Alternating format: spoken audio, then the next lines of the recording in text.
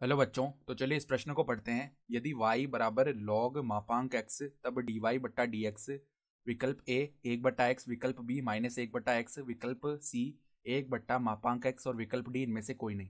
तो यहाँ पर देखो y का मान दिया हुआ है log मापांक x के बराबर, तो dy बट्टा dx का मान बताना है।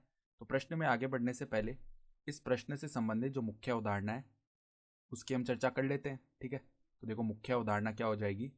जो log x का अवकलन है x के सापेक्ष, वो किसके बराबर होता है? 1/x के बराबर।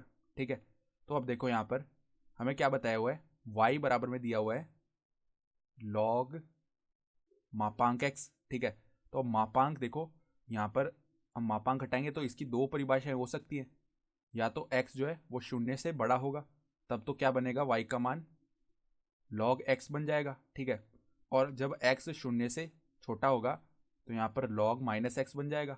x 0 तो हो ही नहीं सकता क्योंकि log के अंदर log 0 तो परिभाषित ही नहीं है। ठीक है, तो यहाँ पर x को 0 तो ले नहीं सकते, तो x से जब 0 से बड़ा होगा तब तो log x बनेगा, और x जब 0 से छोटा होगा तो log -x बनेगा। तो अब अगर हम dy बट्टा dx याद करें तो dy बट्टा dx बराबर में देखो यहाँ पर जब x 0 से बड़ा है तो इसका मान क्या आएगा, यहाँ पर देखो log x का अवकलन क्या हो जाएगा, 1/x। ठीक है, और x जब 0 से छोटा है तो यहाँ पर देखो log -x लिखा हुआ है, तो पहले इसका 1/x करेंगे, अर्थात 1/-x बनेगा। फिर श्रृंखला नियम से ये देखो -x से इसका पुनः अवकलन होगा x के सापेक्ष, तो वो क्या आ जाएगा, -1, तो यहाँ पर -1 गुणा हो जाएगा। तो यहाँ पर देखो माइनस और माइनस वापस प्लस बन जाएगा, तो इसका मान क्या आ गया, देखो जब x 0 से बड़ा है तब तो 1/x हो गया, और जब x 0 से छोटा है तब भी क्या हो गया, 1/x। तो हम देख पा रहे हैं कि log मापांक x जो है जब x 0 से बड़ा है तब भी इसका मान 1/x आ रहा है, अवकलन का मान, और जब x 0 से छोटा है तब भी क्या हो रहा है, जो अवकलन है उसका मान 1/x ही आ रहा है। तो हम क्या बोल सकते हैं कि dy बट्टा dx का जो मान है वो 1/x आ रहा है।